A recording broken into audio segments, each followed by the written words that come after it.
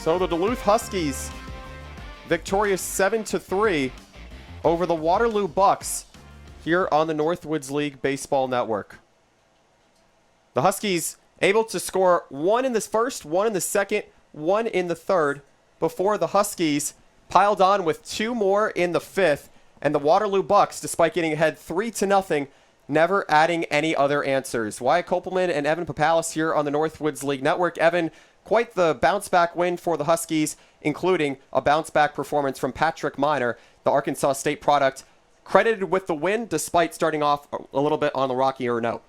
Yeah, and it felt like for Pat Minor tonight, giving up those 3 runs in the top of the first inning, it was difficult to gauge if Duluth was going to be able to bounce back offensively and have answers. They were resilient all night, getting those 3 runs in the first 3 innings to get back even. And then Pat Minor really figured things out. He used that veteran status that he has. He's been around the block a time or two, Wyatt, and he did fantastically, just bouncing back, getting through 6 innings of work, outlasting his counterpart, and then figuring out how to get the Huskies ahead, and he held that lead for them, and everything went smoothly there on out for Duluth. Minor giving up a 2-run shot to left field for Ryan Gardino, the third man in the Waterloo Bucks lineup today. Nonetheless, the Huskies were answering back, and they answered back in gradual fashion, looking to J.D. Rogers and a couple of others in the order, for which, despite leaving 13 men left on base, or 11 I should say, they were still able to provide a lot of answers quickly, relying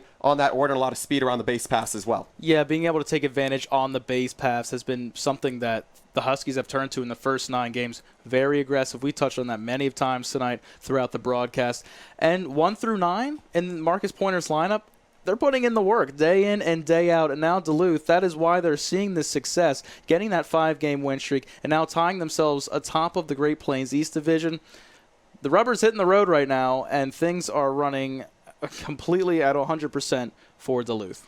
So Jay Christensen coming on for more than an inning, and to no surprise, he was able to keep the line moving for the Huskies bullpen, despite allowing 3 different Bucks to get on base. The bases were loaded. Christensen able to come in, slam the door just a couple of nights after Bismarck, really looking like the go-to man out of the bullpen that can really come in, shut the door, and provide a lot of security for the Huskies going into these close ball games. Yeah, he's had great arm movement so far, really able to gear back and power that fastball by any guy he's faced.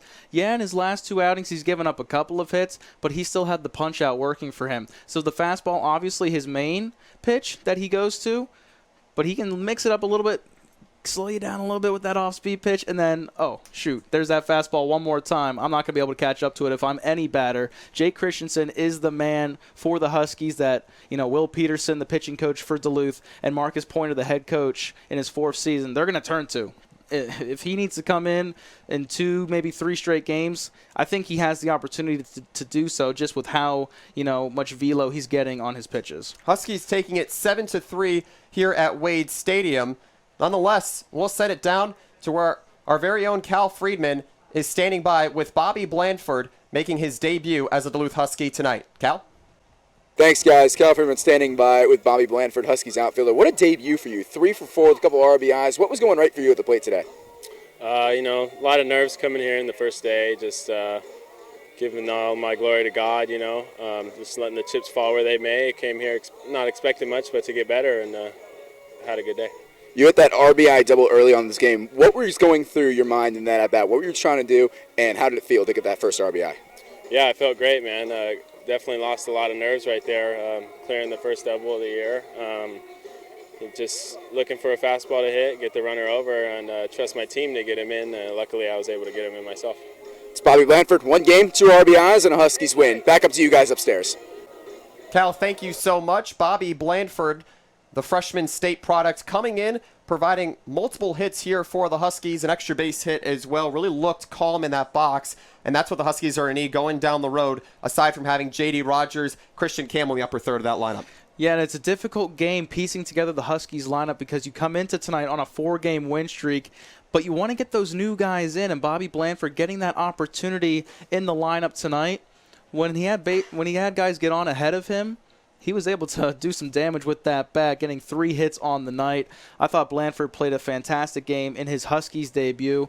And now looking forward, this guy seems to be one of the starting 9 that you can turn to and be a reliable source in the lineup for the Huskies day in and day out. Now going towards a couple of other contributors in the Huskies lineup, Michael Sarhat starting at first base today, tripling to right field, driving in a run, a very timely run for the Huskies that was much needed. And you take almost anything you can get in the Northwoods League when you're a team like the Huskies that can find yourself ahead by many runs or down by many runs, regardless of how well the pitching is performing.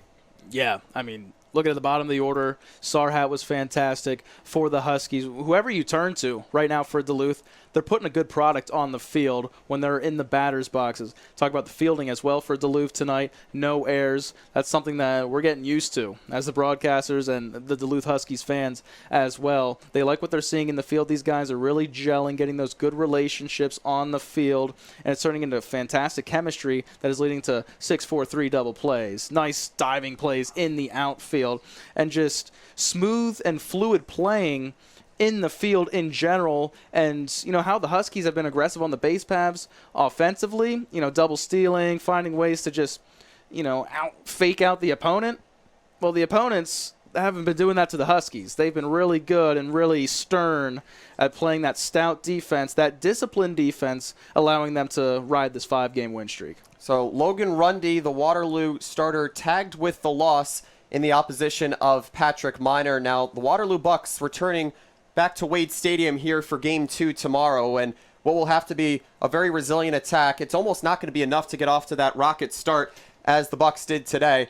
Now we'll be looking to take at least a series split tomorrow back here against an aggressive Huskies team. And the schedule's just been so brutal for Waterloo. It's been so tough for them to do anything because of how good their opponents have been. So now their opponents, Duluth was technically the worst team that they went against all season long at 5-3. So just going with that, as we're about to get to the highlight reel here, the Huskies continuing to do great things in the field, and Waterloo, they're going to look for the answer tomorrow, but now sitting at 2-7 on the campaign. It doesn't look good, and you're not running out of time in the first half, I should say, but when you fall behind more and more, it's difficult to keep up with the other teams within the Great Plains East, which include the Eau Claire Express and the Huskies at 6-3 respectively, who, those two teams, when they're getting together here in a couple of weeks' time, it's going to be a good battle. So 9 games under the belt for the Huskies. Couple quick looks at the highlights here. Ryan Gardino sending a big blast out to left field. That got it started in the first inning. Waterloo jumping out to that quick 2-0 lead over the Huskies here at Wade Stadium. Then a couple of more runs here from Waterloo. Nonetheless, the Huskies answering back. A big base hit down the right field line from Michael Sarhat, that RBI triple we were talking about just a moment ago. That would send Devin Hurdle all the way home, bringing the Huskies to within just 1. Moving into the 5th inning, more base hits opportunities here for the Huskies. A double steal eventually coming across, but first Bobby Blandford announcing his arrival here in Duluth. And then just a moment later, 4-6-3 double play, getting the Huskies away into the middle of the 5th inning. But just before that, a quick pop-up and pop out. The Huskies now going closer and closer into threatening position. 1 run coming to score here, the bottom of the 5th, double steal. Then going into the 8th inning, Huskies score on a Campbell walk, but a little bit of trickery here. The Huskies trying to get ahead of the Waterloo Bucks, and then in the bottom of the 8th, top of the 9th, the Huskies getting out of it with Jake Christensen still on the mound. So a lot of work for the Huskies throughout this game. Looking to Jake Christensen, but earlier before, Christian Campbell still working well across the base pass. The Huskies completely had the Bucks fooled there in the late innings. Yeah, and great running on the base paths by Christian Campbell. When he worked that walk with the infielders playing in, he just takes off from home plate,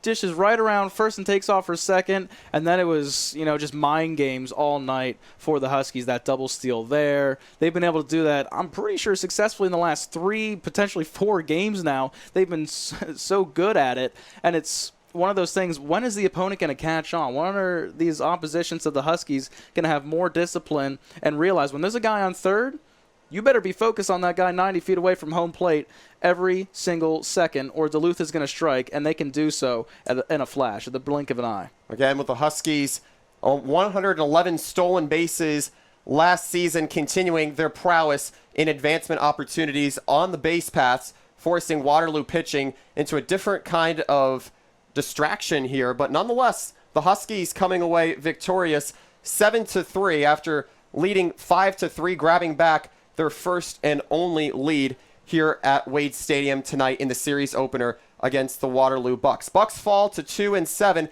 The Huskies now moving to 6-3, going further up towards the top of the Great Plains East Division. So the Huskies coming out victorious 7-3. For my broadcast partner, Evan Popalis, I'm Wyatt Kopelman saying so long. Thank you so much for joining us here on the Northwoods League Baseball Network. And until next time, the Huskies coming back to Wade Stadium tomorrow night. So long, everyone.